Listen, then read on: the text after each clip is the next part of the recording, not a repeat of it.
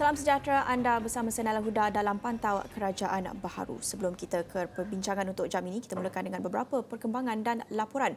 Kementerian Belia dan Sukan KBS memberi jaminan untuk meneliti kaedah terbaik bagi menyelesaikan segala permasalahan termasuk isu kebajikan atlet yang disuarakan Persatuan Sukan dan Atlet Negara.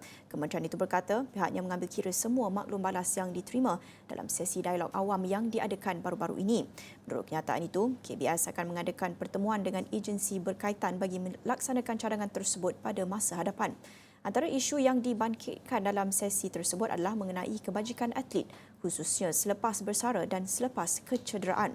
Selain itu, isu akses kepada kemudahan latihan, peluang terhad untuk menyertai pertandingan kompetitif dan keperluan untuk penyelarasan yang lebih baik antara pelbagai kementerian turut dibincangkan. Sesi dialog awam bersama Menteri Belia dan Sukan Hannah Yeoh dan timbalannya Adam Adli itu melibatkan atlet dan Persatuan Sukan. Kementerian Perdagangan Dalam Negeri dan Kos Sara Hidup serta Kementerian Ekonomi sedang memperinci beberapa langkah penyelesaian pantas dalam menangani isu kos sara hidup termasuk pelan tindakan kerjasama rentas kementerian.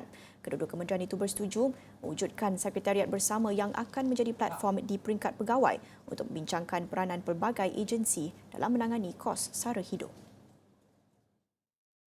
Menerusi satu kenyataan bersama, kedua-dua kementerian itu memaklumkan beberapa prosedur pelaksanaan dasar sedang dikemas kini dan dijangka dilaksanakan bermula penghujung Januari tahun depan. Malah katanya kerajaan sentiasa komited membantu rakyat menangani isu itu, namun setiap langkah yang diambil perlu dipastikan tidak menjejaskan kedudukan ekosistem perniagaan dan industri yang masih dalam tempoh pemulihan pasca pandemik COVID-19. Tegas kedua-dua menteri, usaha mengawal inflasi dan kos sara hidup memerlukan kerjasama semua pihak yang berkaitan dalam rantaian nilai termasuk kerajaan, pengeluar, peniaga serta rakyat kerana isu itu bukan hanya mengenai harga murah tetapi juga harga yang adil kepada pengeluar, peniaga dan pengguna. Kerajaan berharap usaha berkenaan akan memudahkan pengurusan kos dan seterusnya memastikan segala penjimatan dapat dialirkan kepada pengguna, seterusnya meringankan beban kos sara hidup rakyat Malaysia. Orang ramai disaran memperkukuh peranan mereka sebagai pengguna bijak dengan memfokus kepada 4 langkah iaitu merancang perbelanjaan dan menyesuai kecenderungan jika terdapat barang pengganti kepada barang yang telah meningkat harganya. Katanya pengguna juga perlu sentiasa membuat perbandingan harga menerusi aplikasi Price Catcher dan membeli dalam kuantiti yang diperlukan serta tidak mengamalkan pembelian panik. Menurut kenyataan itu, kerajaan telah pun mengambil beberapa tindakan jangka panjang dan pendek dalam menangani isu kos sara hidup, antaranya mengekalkan tarif elektrik bagi pengguna domestik, komersial dan industri selain kawalan harga dan subsidi ayam standard serta telur grade A, B dan C hingga suatu tempoh yang ditetapkan. Katanya kerajaan turut memutuskan untuk mengimport telur bagi sehingga bekalan daripada pengeluar tempatan kembali pulih dan padi beras nasional berhad Bernas pula akan menyalurkan peruntukan RM60 juta kepada pesawah, masing-masing RM10 juta bagi 2022 dan RM50 juta pada 2023. Sementara itu, Kongres Kesatuan Sekerja Malaysia MTUC menggesa kerajaan untuk tetap meneruskan penguatkuasaan gaji minimum RM1,500 secara menyeluruh pada 1 Januari 2023. Menurut Presidennya Muhammad Effendi Abdul Ghani, ia perlu dilaksanakan tanpa pengecualian termasuk kepada majikan yang mempunyai kurang daripada 5 pekerja. Katanya pelaksanaan ini penting bagi memastikan golongan pekerja dapat mengimbangi peningkatan kos sara hidup ketika ini. Tetapi bagi MTUC inilah kita kena laksanakan dulu gaji minima ini dan pada masa yang sama kita terdapat mana-mana majikan PKS yang tidak boleh survive, yang perlu bantuan kerajaan. Kerajaan perlu, inilah masanya kerajaan pula untuk membantu. Itu sebab saya kata tadi, win-win situation, menang untuk kerajaan, menang untuk majikan, menang untuk pekerja. Semua pihak menang. Maksudnya itu apabila pihak majikan bersetuju untuk melaksanakan gaji minima secara 100% sepenuhnya pada 1 Januari 2023 ini dan dalam tempoh kita melaksanakan tempoh gaji minima tersebut, ada majikan-majikan yang bagi masalah. Inilah masanya untuk kerajaan untuk membantu sebagaimana kerajaan membantu ketika dalam pandemik ini. Mungkin kita ada program subsidi upah yang dulu yang dibuat, pengekalan pekerjaan bagi gaji-gaji, contoh bantuan bagi 600, 300 itu kita pernah buat, kerajaan pernah buat.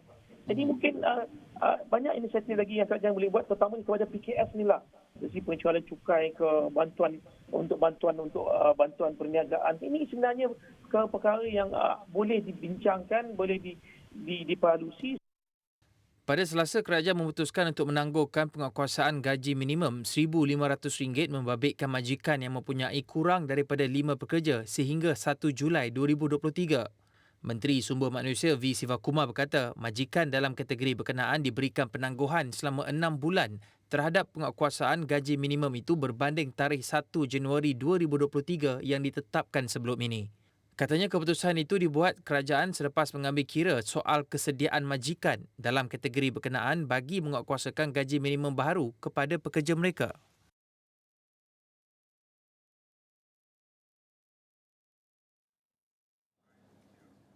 Baik, seterusnya, Kementerian Kesihatan KKM terus mempertingkatkan kesiapsiagaan menghadapi kemungkinan peningkatan kes dan kes kematian akibat COVID-19 susulan peningkatan mendadak penyakit itu yang dilaporkan di China ketika ini.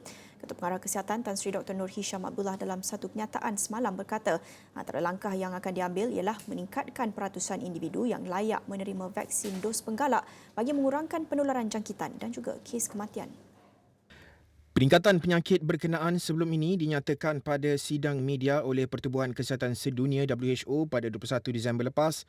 Berikutan, Malaysia telah membuka sempadan kepada pelancong dari luar negara sekaligus meningkatkan aktiviti industri pelancongan dan sektor ekonomi lain. KKM juga akan mengukuhkan pengurusan COVID-19 menerusi pendigitalan pengurusan kesihatan dengan menambah baik pendekatan find, test, trace, isolate and support atau FTTIS yang diautomasikan. Selain itu, KKM juga akan memastikan semua pusat penilaian COVID-19 CAC bersedia menerima kedatangan pesakit yang tinggi untuk membuat penilaian terhadap pesakit positif dengan fungsi pengoperasian CAC selain memulakan rawatan Paxlovid kepada kumpulan pesakit COVID-19 berisiko tinggi. Penggunaan ubat dan rawatan tersebut telah diperluaskan ke fasiliti kesihatan swasta dan diberikan kepada pesakit secara percuma, namun masih tertakluk kepada caj perkhidmatan rundingan berkaitan. Mengulas lanjut, beliau berkata KKM juga telah menggerakkan inisiatif Agenda Nasional Malaysia Sihat ANMS untuk memperkasa kawalan kenduri kesihatan merangkumi pemerkasaan individu dalam mengambil tindakan pencegahan penyakit, menilai status kesihatan diri, memastikan kepatuhan rawatan dan mengamalkan norma baharu serta pemakaian pelitup muka. KKM menasihati orang ramai supaya mengamalkan gaya hidup sihat dan selamat bagi menghindari jangkitan COVID-19 dan penyakit berjangkit lain selain perlu mengamalkan TRIIS dan memakai pelitup muka di kawasan sesak. Jadi selepas China, bagaimana untuk kita bersedia menghadapi gelombang COVID-19? Untuk mengulas dengan lebih lanjut untuk jam ini, bersedia bersama saya Profesor Madya Dr. Malina Osman, Pakar Kesihatan Awam Universiti Putra Malaysia UPM. Assalamualaikum dan terima kasih Prof sudi bersama saya dalam Pantau Kerajaan Baharu. Pertama sekali Doktor, bagaimana untuk kita fahami situasi di China sekarang? Okey, di China pada masa ini dilaporkan berlaku peningkatan kes secara mendadak selepas polisi zero case, maksudnya selama ni mereka memberatkan langsung tidak ada case, tidak seperti negara-negara lain yang hanya melihat kepada kadar mortaliti dan juga morbidity secara keseluruhan. Jadi di China mereka langsung tidak ada case, jadi mereka telah mengenakan tindakan PKP yang agak tegas sehingga menyebabkan banyak isu-isu lain yang timbul. Namun pada minggu ini mereka telah mengambil dua keputusan penting, iaitu mereka telah membatalkan zero policy tersebut dan dalam masa yang sama juga mereka telah membatalkan keputusan untuk melaporkan kes-kes COVID setiap minggu. Namun dari laporan media semasa dan juga laporan-laporan tidak rasmi yang kita perolehi, terdapat peningkatan kes-kes yang dimasukkan ke hospital ataupun kes-kes kematian yang dilaporkan. Dan dalam masa yang sama seperti mana yang kita tahu, data di China pada secara keseluruhannya agak sukar untuk kita telah ataupun kita rumuskan apa sebenarnya yang berlaku. Ini juga dapat kita lihat ketika awal pandemik COVID-19 pada 2020, awal 2020 dahulu. Jadi banyak keadaan sebenarnya yang perlu kita lihat secara keseluruhan dan kita pada pandangan saya perlu mengambil langkah berjaga-jaga sama seperti mana kita berdepan dengan kemungkinan pandemik ketika awal tahun 2020 dahulu. Jadi tindakan-tindakan yang serupa ataupun mungkin lebih baik dapat kita ambil bagi mencegah kemungkinan-kemungkinan yang tidak kita ingini. Ya, tindakan itu saya akan tanya selepas ini. Tapi sebelum itu, kita melihat penularan kes COVID-19 di China ini, apa sebenarnya risiko yang ditimbulkan bagi negara-negara lain? Misalnya kita nak lihat di Malaysia, apa risiko gelombang baharu di negara lain? Ini kita boleh lihat secara umum ya daripada pola pergerakan secara keseluruhan, dan kita tahu sekarang ni tidak ada sekatan antarabangsa ya, pergerakan antarabangsa. Maksudnya seseorang tu boleh pergi dari sebuah negara ke negara lain tanpa sebarang peraturan seperti mana yang dilaksanakan ketika wabak ataupun pandemik COVID-19 memuncak dahulu. Tidak ada kuarantin dan setengah negara juga sudah tidak lagi mengenakan peraturan untuk kita membuat ujian saringan. Jadi dengan adanya kelonggaran ya, protokol sedemikian, kita melihat bahawa risiko ya untuk peribadkan berlakunya gelombang baru ya, kita doakan supaya ia tidaklah berlaku ya. Maksudnya dengan kita berjaga-jaga dengan apa yang berlaku di China pada masa ini, maksudnya risiko untuk kita perolehi situasi berkenaan adalah sama seperti mana awal-awal dahulu pandemik pada tahun 2020 dahulu. Jadi maksudnya di seluruh negara yang pada masa ini tidak mengenakan sekatan perjalanan dan sebagainya, kita berdepan dengan kemungkinan tersebut. Untuk itu, strategi yang berkenaan seperti mana yang telah disyorkan oleh pertubuhan ya, kesihatan sedunia perlu kita lihat juga, terutama dalam konteks perjalanan ni, peringkat antarabangsa terutamanya keluar masuk ya, pintu sepadan. Ya, bercakap tentang kawalan di pintu masuk sempadan ini, kalau kita lihat bagi negara lain, misalnya Amerika Syarikat katanya mungkin menguatkuasakan sekatan baharu ke atas pengunjung dari China. Antaranya dikatakan mereka bimbang bahawa Beijing tidak mengeluarkan data yang transparan mengenai dengan COVID, sama ada dengan kes positif ataupun dengan kes kematian. Kalau kita lihat bagi Jepun, baru saja mengumumkan beberapa sekatan terhadap pengunjung dari China. Pandangan doktor, adakah Malaysia patut mengambil langkah yang sama juga? Saya berpendapat sama seperti apa yang telah dilaksanakan di Jepun ya. Maksudnya untuk mengekang kemungkinan masuknya kes-kes yang positif dan sebagainya. Ini sebenarnya saya tekankan sebab berdasarkan pengalaman kita pada awal pandemik COVID-19 dahulu ya. Pada ketika itu langkah berjaga-jaga kesiapsiagaan dari semua fakta ataupun ke semua tempat ya, telah diambil dengan begitu baik sekali. Tetapi waktu itu dari segi pergerakan antarabangsa walaupun disebut namun tidak dilaksanakan, dan kita tahu pada peringkat awal pandemik COVID-19 dulu kes-kes yang dilaporkan adalah merupakan pelancong dari China yang masuk melalui Singapura. Jadi kalau kita dapat laksanakan ni di peringkat awal, ia adalah jauh lebih baik ya, daripada kita menunggu sehingga saat akhir ya, sehingga membawa kepada konsekuens ataupun akibat-akibat ya, seperti mana yang telah kita lalui pada pandemik lalu. Jadi kalau dapat kita lakukan lebih awal, itu adalah lebih baik. Selain daripada pelaksanaan sekatan di sempadan, kalau kita berbalik kepada apa yang dikatakan oleh Ketua Pengarah KKM, beliau berkata antara langkah yang diambil adalah untuk meningkatkan peratusan individu yang layak menerima vaksin dos penggalak. Jadi memberi tumpuan kepada pemberian dos penggalak. Pandangan doktor, ini mencukupi? Pada pandangan saya, ya, dan kita perlu menggerakkan jugalah kesedaran di kalangan masyarakat ya, untuk tampil ke hadapan bagi mereka-mereka yang masih belum mendapat dos penggalak. Ya. Dan juga termasuk untuk dos penggalak kedua bagi golongan-golongan yang berisiko. Dan dalam masa yang sama, kemudahan ubat-ubatan Paxlovid ya, kita difahamkan telah dipanjangkan kepada fasiliti kesihatan swasta. Dan saya mohon juga kemudahan itu juga dapat dipanjangkan kepada fasiliti kesihatan di institusi pengajian tinggi ya, ataupun tempat-tempat yang menyediakan kemudahan kepada mereka dalam pengajian ya, sebab ada juga di kalangan mereka-mereka walaupun berusia muda tetapi juga berisiko ya, untuk mendapat jangkitan yang teruk. Dan kalau kita dapat perkukuhkan ya, dari segi rawatan dan juga meningkatkan vaksin ya, di kalangan populasi negara kita dan juga mengambil langkah berjaga-jaga, insya-Allah kita dapat ya melindungi sebarang kemungkinan yang pernah kita lalui dululah, kita harap ini tidak berlaku. Selain itu, Dr. Malina, KKM juga dikatakan akan mengukuhkan pengurusan COVID-19 ini, antaranya menerusi pendigitalan pengurusan kesihatan. Apa yang dikatakan menambah baik pendekatan FTTIS ini, Find, Test, Trace, Isolate and Support yang diautomasikan. Apa yang dimaksudkan di sini? Saya berpendapat ianya adalah merupakan bentuk pemantauan ataupun surveillance yang diautomasikan, automated surveillance. Ya. Sebab kita tahu dalam mana-mana aktiviti pengurusan wabak yang melibatkan surveillance ya, dan juga contact tracing, pengesanan kontak ya, dan juga mengambil semua langkah pencegahan di lapangan yang sangat memerlukan kaki tangan ataupun sumber-sumber kepakaran individu kaki tangan ya, bagi memastikan kes dapat dikekang. Jadi dengan adanya automated surveillance ni, mungkin banyak keadaan-keadaan, contohnya pelaporan dan juga notifikasi dapat dilaksanakan dengan lebih cepat ya, dengan bantuan sistem yang sedia ada. Saya berpendapat ia sama lebih kurang macam MySejahtera, sekali lagi ditambah baik bagi membolehkan aktiviti kawalan wabak tersebut dapat dilaksanakan dengan lebih berkesan dan pantas, dan seterusnya dapat mengekang kemungkinan ataupun apabila berlakunya wabak ya, tanpa menimbulkan banyak isu-isu complicated sehingga menyebabkan wabak boleh menjadi berpanjangan.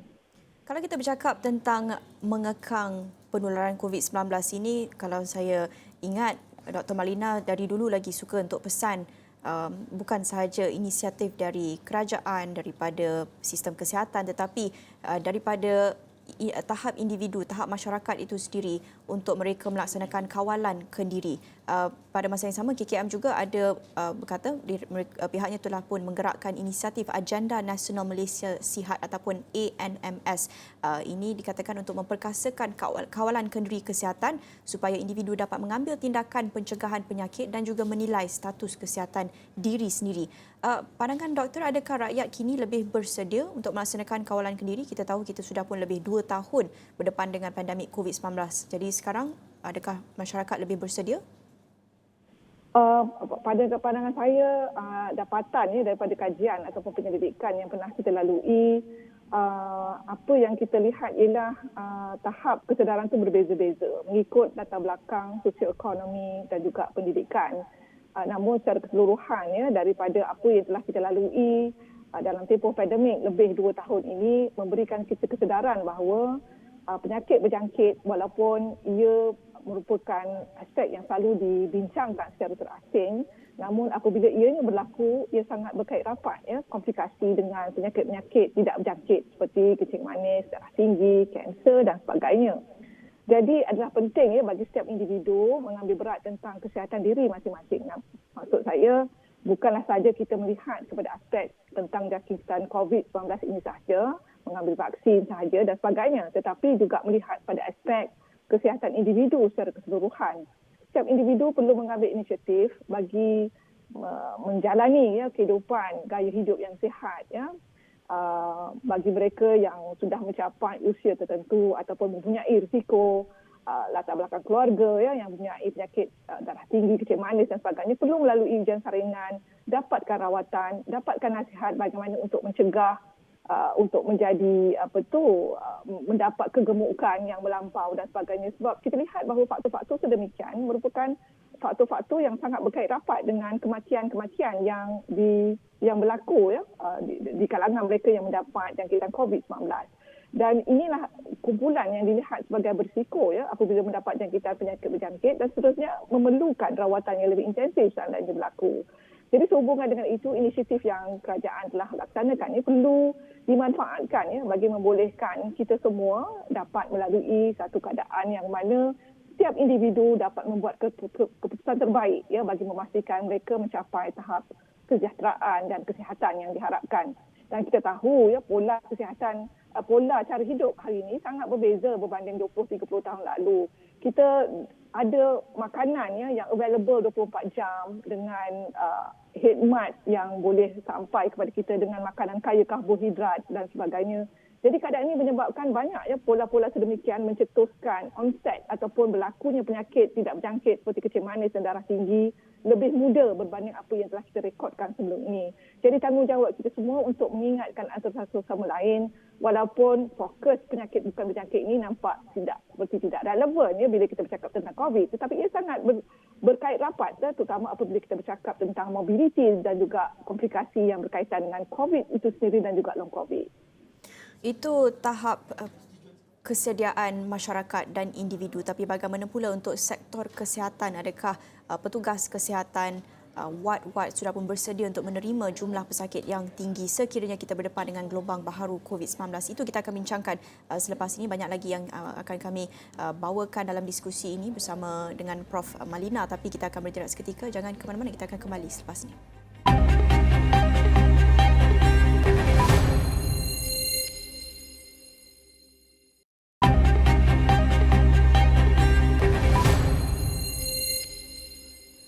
Bertemu kembali dalam Pantau Kerajaan Baharu bersama saya Naila Huda, dan untuk jam ini saya masih lagi bersama dengan Profesor Madya Dr. Malina Osman, pakar kesihatan awam UPM, untuk berkongsikan pandangan mengenai dengan persiapan negara kemungkinan berdepan dengan gelombang baharu COVID-19 selepas apa yang kita menyaksikan di China. Prof, balik kepada persoalan mengenai dengan persiapan, tahap kesiapsiagaan. Kalau kita bercakap selain daripada persiapan masyarakat dan individu untuk melaksanakan kawalan kendiri, kita juga nak memberi tumpuan kepada sektor kesihatan itu sendiri. Kalau kita lihat apa yang dikatakan oleh KKM semalam juga, pihak KKM akan memastikan semua pusat penilaian COVID ataupun CAC bersedia menerima kedatangan pesakit yang tinggi selain memulakan rawatan Paxlovid kepada kumpulan pesakit COVID-19 yang berisiko tinggi. Tapi pada masa yang sama, Prof, saya ada melihat beberapa laporan dalam berita yang mengatakan ada wad kecemasan dan ada hospital-hospital, bukan sahaja hospital awam tapi juga hospital swasta yang dilaporkan semakin sesak dan semakin sukar untuk menampung jumlah pesakit. Meskipun kita tidak berdepan dengan gelombang COVID-19 ketika ini, tetapi mungkin dengan peningkatan kes ataupun penyakit lain. Bagaimana untuk kita melihat persiapan sektor kesihatan dan juga laporan mengenai dengan wad kecemasan dan juga hospital-hospital yang semakin sesak ketika ini? Pada pandangan saya, pihak Kementerian Kesihatan sudah mempunyai cara kerja ataupun polisi berkaitan bagaimana untuk menguruskan apabila negara menghadapi saat-saat kecemasan, dan ini pernah dilaksanakan ketika kita melalui pandemik baru-baru ini. Tinggal cumanya apa yang perlu kita tambah baik di sini ialah berdasarkan pengalaman kita sepanjang pandemik tersebut 2 tahun lebih kita lihat apa yang dilalui oleh kaki tangan kesihatan dan sebagainya ialah kebanyakan mereka perlu bekerja di luar, maksudnya luar julat normal waktu bekerja dan sebagainya. Jadi dalam masa-masa tertentu mobilisasi untuk membantu tempat-tempat yang terkesan dan sebagainya, bukan sahaja untuk menghadapi kes-kes yang biasa. Dan kita tahu pada waktu pandemik memuncak dulu, sebahagian daripada perkhidmatan kesihatan terpaksa dihentikan. Maksudnya tumpuan untuk menguruskan wabak ini telah diberikan fokus pada ketika itu. Dan kita tahu bahawa satu isu yang ditimbulkan semasa pengurusan wabak ialah isu kaki tangan kontrak kesihatan, juga kaki tangan kesihatan di samping doktor-doktor perubatan. Dan pada pandangan saya, dalam masa kita untuk menunggu kemungkinan berdepan, berjaga-jaga terhadap kemungkinan berlakunya gelombang baru ini, isu mengenai kaki tangan kontrak doktor-doktor perubatan, kaki tangan kesihatan perlu diselesaikan dengan segera. Ini bagi membolehkan setiap mereka mendapat manfaat dan juga faedah berkaitan dengan sistem perkhidmatan yang dilalui. Dan kita tahu banyak tempat-tempat ataupun ruang-ruang yang boleh ditambah baik dalam menambah baik lagi apa yang telah dilaksanakan sebelum ini. Banyak sebenarnya isu-isu semasa pandemik baru-baru ini yang perlu kita bincangkan secara terperinci, terutama tekanan di kalangan kaki tangan kesihatan, bekerja lebih masa dan sebagainya, tidak ada cuti dan banyak isu-isu lain yang telah ditimbulkan. Ini perlu diadres pada masa ini pantas supaya sekiranya berlaku gelombang yang kita tidak jangka, kaki tangan kesihatan, perubatan kita lebih bersedia dan tidak ada isu-isu yang berkaitan dengan perkhidmatan akan ditimbulkan lagi. Dan dalam masa yang sama dari segi fasiliti, saya berpendapat tidak ada masalah, tidak ada isu kerana berdepan dengan melalui pengalaman dulu, kita apabila berdepan dengan kemungkinan gelombang ini, kita lebih bersedia dan banyak prasarana yang telah kita gunakan, kementerian gunakan sebelum ini untuk tujuan rawatan pesakit COVID dan sebagainya. Pada pandangan saya boleh diteruskan dan ditambah baik menurut apa yang difikirkan sesuai untuk dilaksanakan. Tapi isu kaki tangan kontrak tersebut saya rasa perlu diberikan tumpuan ya, terutama pada ketika kita masih belum berdepan dengan perkara-perkara kritikal ya, untuk melangkah lebih baik pada masa hadapan. Seperti yang Dr. Malina katakan, fasiliti kesihatan itu mungkin tak ada masalah sangat, tapi isu kaki tangan petugas kesihatan khususnya doktor kontrak itu masih lagi menjadi masalah. Kita berbaki dalam 1-2 minit sahaja, tapi saya juga nak dengarkan pandangan Dr. Malina berdasarkan pemerhatian Dr. Malina sendiri berada di lapangan, kerana kita tak banyak yang kita tahu mengenai dengan data dan angka sama ada benar-benar wujud masalah kekurangan kaki tangan petugas kesihatan, isu doktor kontrak dan juga ada dakwaan bahawa semakin ramai doktor kontrak ini meninggalkan sektor kesihatan kerana isu kebajikan, isu gaji, isu tidak dapat diserapkan secara permanen. Benar masalah ini memang wujud dalam sektor kesihatan kita? Secara umum, berdasarkan data-data tidak rasmi, ia adalah perkara yang sering dibincangkan dan dilaporkan. Ya.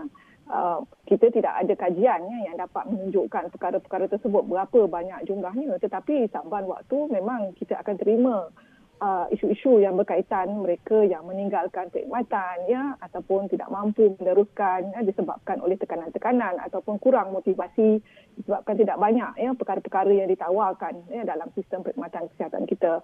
Jadi sudah sampai masanya lah kita melihat kepada isu-isu ini dengan lebih rasional ya, bagi membolehkan generasi anak-anak yang baru ya memulakan kerjaya mereka dalam bidang perubatan dan kesihatan ini dapat ditingkatkan ya, kualiti ataupun manfaat ya yang dinikmati sama seperti mana yang pernah ya generasi saya dahulu bila menyertai sektor pejawatan ini. Sebab apabila berada dalam pejawatan kontrak, ya banyak manfaat-manfaat yang tidak ada lagi ditawarkan. Jadi keadaan ini akan memberikan tekanan, terutama apabila mereka mahu menyambung pelajaran di peringkat yang lebih tinggi dan juga bila berdepan dengan keadaan-keadaan kritikal, terutama bila kita berdepan seperti pandemik dan sebagainya. Jadi isu ini perlulah diberikan tumpuan dan fokus sebab mereka inilah merupakan harapan kita pada masa akan datang. Dalam tempoh 5-10 tahun, kita harap ianya dapat diselesaikan. Ya, banyak lagi yang saya nak bincangkan bersama dengan Dr. Malina, tapi itu saja masa kita ada untuk jam ini. Terima kasih. Itu tadi Profesor Madya Dr. Malina Usman, pakar Kesihatan Awam Universiti Putra Malaysia UPM, kongsikan pandangan dan carangan apa yang patut dibuat lagi untuk bersiap sedia kemungkinan berhadapan dengan gelombang baharu selepas apa kita saksikan berlaku di China ketika ini. Dan itu saja untuk jam ini bersama saya, Nala Huda. Kita jumpa lagi. Salam hormat.